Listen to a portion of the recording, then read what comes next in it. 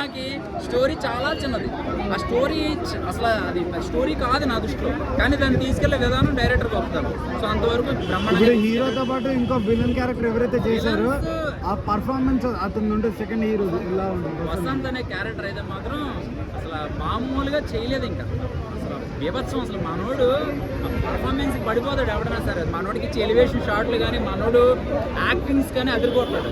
అంటే మనోడికి ధీటుగా మన అఖిల్ కొడతాడా లేదని నాకు డౌట్ ఉంది, కానీ ఇంటర్వెల్ లాస్ట్ క్లైమాక్స్ ఒక 10 నిమిషాలు ఉందనగా మనోడు చించేస్తాడు అనమాట యాక్టింగ్ స్కిల్స్. రేటింగ్ ఎంత ఇస్తారు మీరు? బేసిక్గా ప్రతి సినిమాలో క్యారెక్టర్ అనేది ఇన్బిల్టే ఉంటుంది, బట్ ఈ సినిమాలో స్టోరీ వెళ్తూ క్యారెక్టర్ క్రియేట్ అవుతుంది కదా. అంతే.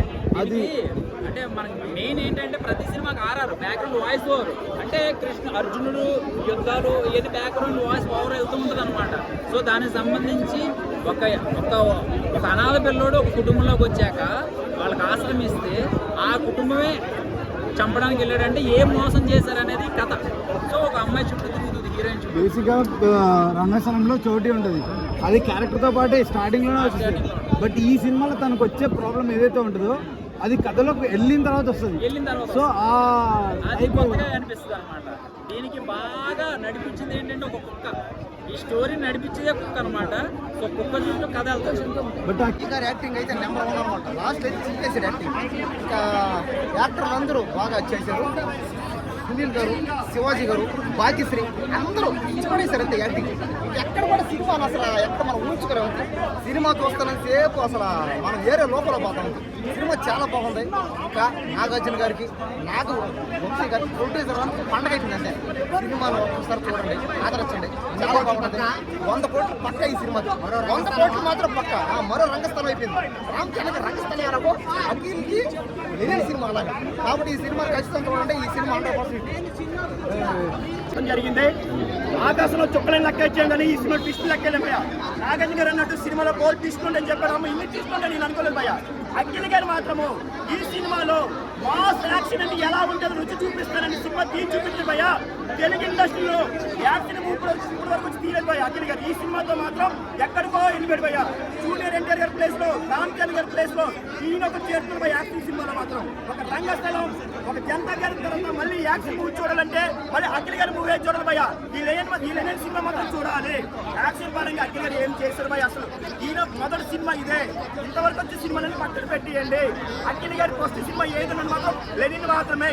ఇక్కడి నుంచి అఖిల్ గారి కెరీర్ స్టార్ట్ చేయండి. అఖిల్ గారు మీరు మాత్రం పేరు మార్చుకోవద్దు, అఖిల్ గారి పేరే పెట్టాలి అంతే. ఎందుకంటే మన తెలుగు ఇండస్ట్రీలో మీరు పెద్ద హీరో అవ్వాలి, నెంబర్ 1 హీరో కావాలి. రామ్ చరణ్ జూనియర్ ప్లేస్ లో మీరు చేస్తారు కంపల్సరీగా. ఎందుకంటే ఈ సినిమా చూసిన తర్వాత నాకు అర్థమైంది మీ యాక్షన్ ఏంటి భయ్యా, చంపిస్తా భయ్యా.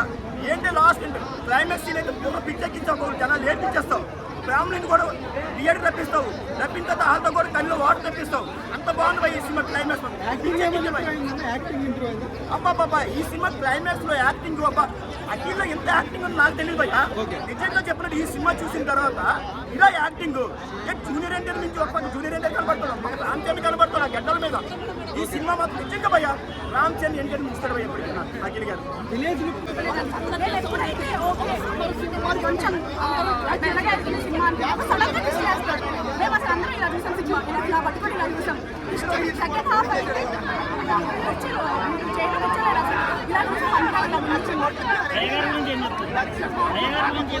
అయ్యగారే నంబర్ 1 చెప్పడానికి అయ్యగారే నంబర్ 1. చాలా మంది అంటే తన యాక్టింగ్ కానీ సెట్ అవ్వలేదు, స్లాంగ్ అన్నట్టు లేదు.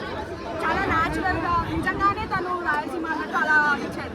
కానీ ఫస్ట్ హాఫ్ లాగ్ ఉంది అంటారు కదండి. ఫస్ట్ హాఫ్ లాగ్ ఉంది కొంచెం అంటున్నారు. అంటే ఫస్ట్ హాఫ్ లాగ్ అంటే మీరు ఫస్ట్ హాఫ్ చూడకపోతే సెకండ్ హాఫ్ అర్థం కాదు కదా. ఫస్ట్ హాఫ్ మెల్లగా తీసుకెళ్ళాడు, అలా మెల్లగా హైప్ ఇచ్చాడు. సెకండ్ హాఫ్ ఇంకా వేసాడండి. వెళ్ళిపోవచ్చు 3-4 సార్లు వెళ్ళిపోండి. సినిమా అసలు చాలా బాగుంది. ఈ మధ్యకాలంలో ఒక మాస్ సినిమాకి ఈ స్టోరీ లైన్ రాలేదు, చాలా బాగా వచ్చింది. హైలైట్స్ అంటే ఏం చెప్తామన్నా? నేను 3.5 3.4 ఇస్తాను. హైలైట్స్ అంటే ఏం చెప్తావు? హైలైట్స్ ట్విస్టులు అంటే సినిమాలో ట్విస్టులు, సీన్లు, సినిమా టేకింగ్, డైరెక్టర్ రెండో సినిమా సరే చాలా బాగా అఖిల్ మరి 3 ఏళ్ళ నిరీక్షణకి జస్టిస్ జరిగింది. ఖచ్చితంగా జస్టిస్ జరిగింది. బాగుంది. అఖిల్ రీలాంచింగ్ అంటున్నారు, మీరు ఏమంటారు? ఖచ్చితంగా రీలాంచింగ్ అఖిల్. ఈ సినిమాతో